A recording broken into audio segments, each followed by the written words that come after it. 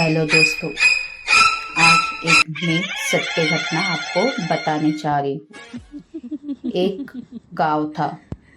उस गांव में एक फैमिली रहती थी। फैमिली एकजुट हंसी खुशी अपने साथ रहती थी। एक दिन ऐसा हुआ कि कोई सोच नहीं सकता है। एक दिन फैमिली अपने परिवार के साथ खाना खा रही थी, पर उनको पता नहीं था कि उनके साथ ये सब हो जाएगा। खाना खाते समय उनका छोटा बच्चा राजू को रात को रोने की आवाज आने लगी। फिर राजू दरवाजे के पास जा ही रहा था तो दूसरे दरवाजे के पास से ठक ठक ठक ठक ठक ठक ठक ठक ठक आवाज आने लगी। राजू ने दरवाजे के पास गया और दरवाजा खोल के देखा तो दूर दूर तक उसको कोई नहीं दिखा। फिर राजू ने दरवाजा बंद किया। उसको लगा कि उसका वहम है। फिर जाके फिर से खाना खाने लग गया। फिर दूसरे दिन फिर से फैमिली के साथ डिनर कर रहा था। फिर उसको वही रोने की आवाज आने लगी और दरवाजे की खटखटाने की आवाज आने लगी।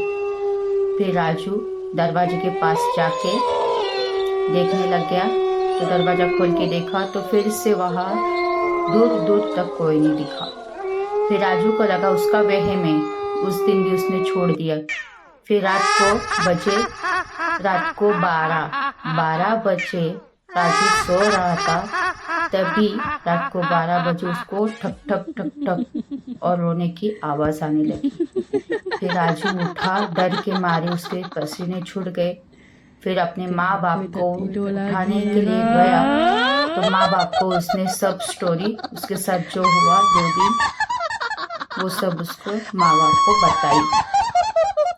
फिर उसके माँ बाप को भी धक्का लगा स्टोरी सुन के कि ये सब सच है क्या। फिर उसने उस घर की छानबीन चालू कर दी। उस घर में देखा तो एक पर्ची मिली। उस पर्ची में लिखा हुआ था कि इस घर में 17 साल पहले एक बूढ़ी की मौत हो चुकी है और वो बूढ़ी की मौत एक जलने की वजह से हुई थी। उसके परिवार ने स्वतंत्र रहने के लिए एक बूढ़ी औरत को मार दिया था और उसमें लिखा था कि उसने श्राप दिया है कि जो कोई उस घर में रहेगा तो जिंदा नहीं रहेगा।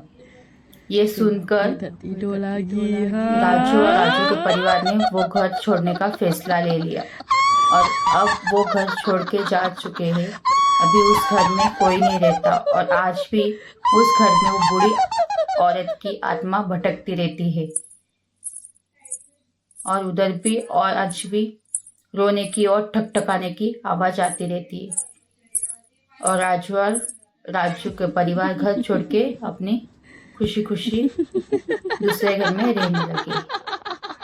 आपको स्टोरी अच्छी लगी हो और सत्य घटना अच्छी लगी हो तो लाइक करो, शेयर करो और सब्सक्राइब करो।